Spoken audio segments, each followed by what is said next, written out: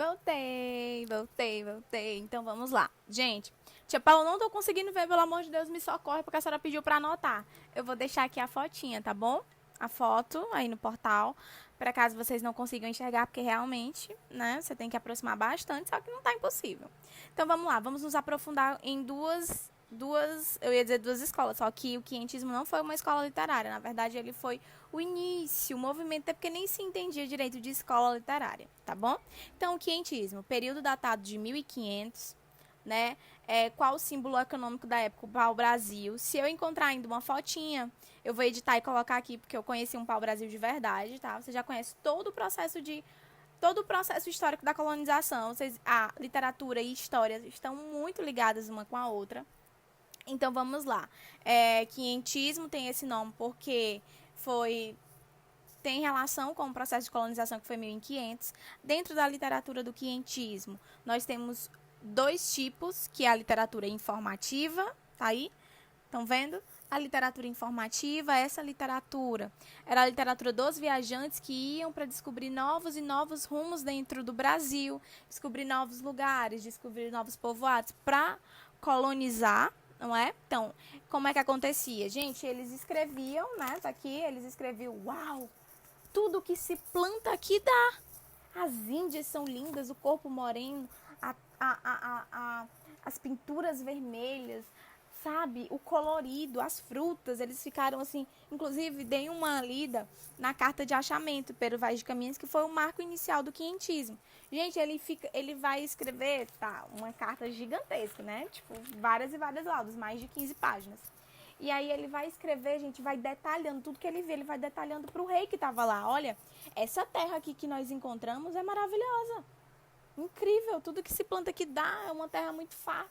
E até hoje o Brasil, ele é muito farto, gente. Farto e fértil. Pensa numa terra que é fértil, tá?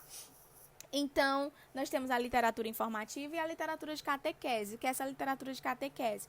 É uma literatura religiosa, porque não vieram só os colonizadores, quando eu digo assim, só os homens que não tem a ver com a religião. Os padres vieram também, tá? Inclusive, um padre muito famoso que iniciou aqui foi o padre José de Anchieta.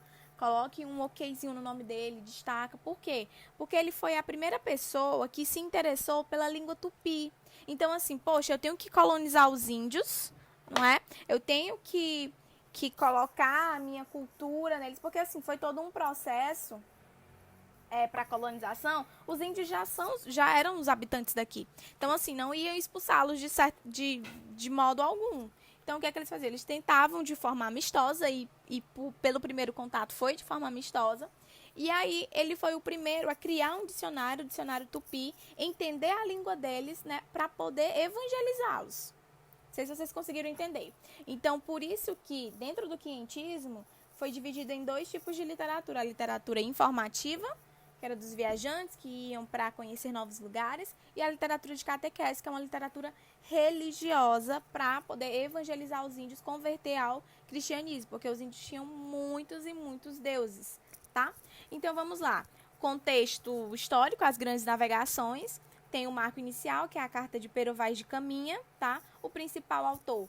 Além de Pero Vaz de Caminha, nós temos o padre meu Deus do céu, o padre José de Anchieta, tá? Não esqueçam dele, o criador do primeiro dicionário tupi.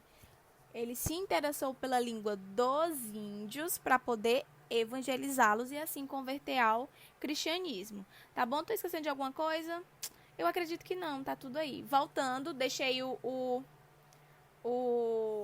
estilo mapazinho que tem aí, tá? De todo o período da literatura, de todo o percurso do quientismo ao modernismo. Não esqueça que é dividido em era colonial e era nacional. O apogeu foi com o romantismo. O início foi com o quientismo, tá? Isso datando-se final até o modernismo, não esqueça. E o barroco, tia Paula? E o barroco, me diz aí. Gente, o barroco é já uma arte mais rebuscada. Sabe aquelas igrejas que você entra, principalmente as igrejas católicas, né? Que você entra e tem uma arquitetura esplêndida. Eu vou procurar umas fotos da arte barroca, principalmente nas igrejas. Gente, é monumental, uma coisa assim espetacular. Aconteceu exatamente nesse período, tá bom? Já período do século XVII. Vocês não podem esquecer disso. O que aconteceu? O pau-brasil ainda era símbolo econômico? Não, agora o símbolo econômico foi a cana-de-açúcar. Agora o Nordeste que ganha sua vez de brilhar. Agora o Nordeste que gera o polo econômico dessa época, tá bom? Então, o que é que nós temos? Nós temos forte dualidade, agora a fé e a razão, porque no quinhentismo era só a fé e não havia o que questionar.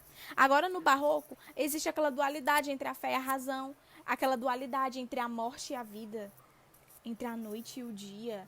Sabe, uma galera paranoica é aqui, sabe? Meu Deus, é muito... Assim, eu gosto muito da arte barroca, demais. Assim, agora é o nosso mês do barroco e eu vou tentar aprofundar o máximo possível dentro dessa escola literária. Então, dentro do barroco, nós temos dois principais representantes, tá? Nós temos Gregório de Matos, popularmente conhecido como Boca do Inferno. Beijo. Tem alguém tentando entrar. Eu estou gravando aula, família. Obrigada. Então, vamos aqui. Gregório de Matos, conhecido popularmente, carinhosamente como Boca do Inferno. O Gregório foi na poesia e nós também temos o padre Antônio Vieira na prosa, não esqueça. E as figuras de linguagens eram extremamente predominantes, tá? Predominantes, principalmente, eu disse pra vocês que era um povo bem 880, então, assim, nós temos a antíntese, que é a figura de linguagem que contrapõe em palavras o dia e noite, morte, vida, Deus, diabo. Então, essas coisas, essa dualidade, fé, razão, sabe?